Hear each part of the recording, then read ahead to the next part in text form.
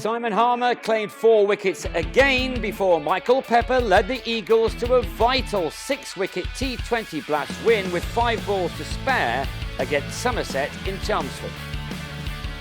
The Eagles were in the field after winning the toss and, fresh from a brilliant ton last time out, Tom Banton was oozing confidence with the bat, this effortless shot carrying the distance.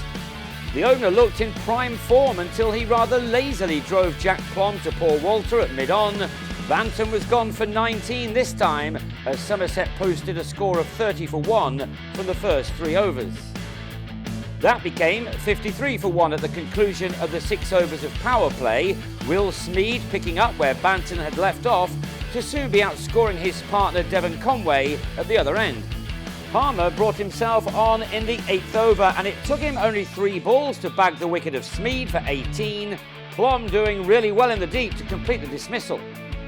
Halfway through their innings, the visitors had moved to 77 for 2, Conway taking his time but keeping the innings together nicely.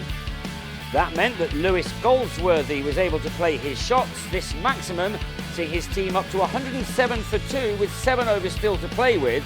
It was now that the match took a dramatic turn. To the first delivery of over 14, Goldsworthy got himself in a tangle and chipped Harmer to Jimmy Neesham at mid-wicket to fall for 27. Tom Lamonby followed 3 balls later, a full-length delivery from Harmer doing the business to trap the left-hander in front. And the skipper had 3 wickets in his over when, next ball, Lewis Gregory was foxed by a delivery held back by the bowler, another simple catch for Neesham. Aaron Nijar then backed up his captain superbly, Ben Green chipping him to Harmer. Somerset had lost 4 wickets for 5 runs in the space of just 7 deliveries to suddenly find themselves in some trouble on 112 for 6. But Conway was still there, still playing within himself, although he did strike a couple of 4s to move to a half-century from 42 balls, 6 boundaries included in that. He was in danger of running out of partners when Craig Overton edged a drive off Plom to a well-placed Nijar at short third man. Next ball, Marchant de Lange decided to go big to his first delivery, but instead found Pepper at long on. With 3 overs to go, Somerset were now 8 down with 139 runs to their name.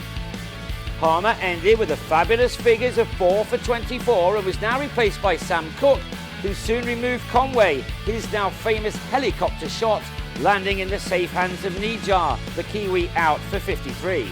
Somerset's last pair did manage to see their side complete their 20 overs. Max Waller bowled by Cook to the last ball, a job very well done by the Eagles to restrict their opponents to a total of 153.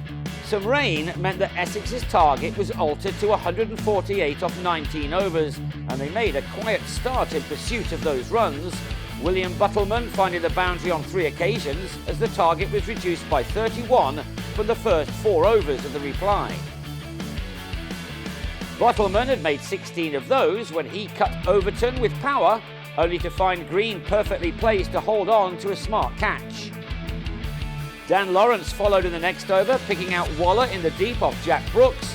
The Eagles not finding life that easy as they reached 37 for 2 from 6.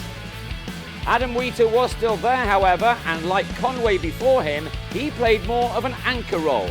Once set, he began to open up, and with Pepper as his partner, the total somewhat carefully moved on to 73 for 2 after 10 overs, and that left 75 more runs to find for the remaining 9. Pepper tried his best to ease the crucial chase by striking Goldsworthy down the ground and over the rope. 16 runs were taken off over 11, 59 now needed from 8. It was all to play for, the Eagles desperate for the 2 points, and Pepper was providing a more than handy contribution.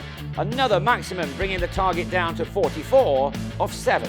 Essex were now the big favourites, but a few nerves would have jangled when Wheater, 1 short of a deserved 50, sent a shot to cover off a ball from Waller, which perhaps stopped on him.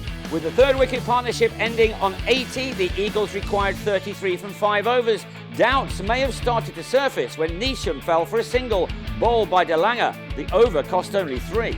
In damp conditions, Pepper's innings was now the key one. With 11 wanted from 8 balls, he struck this 4 to complete his match-defining 50. A 4th 4 followed next ball, and that left only 3 runs to get off the final over. And Ryan Tender-Scarter needed only 1 of those to finish the job. A beautifully timed flick to leg, carrying all the way to take his side over the line. It was a professional and strong performance as Essex completed the double over Somerset. The win by 6 wickets with 5 balls to spare takes the Eagles to 9 points with 4 to play and still in with a shout of ending in the top 4. The match with Glamorgan at home on Thursday is now another very important one.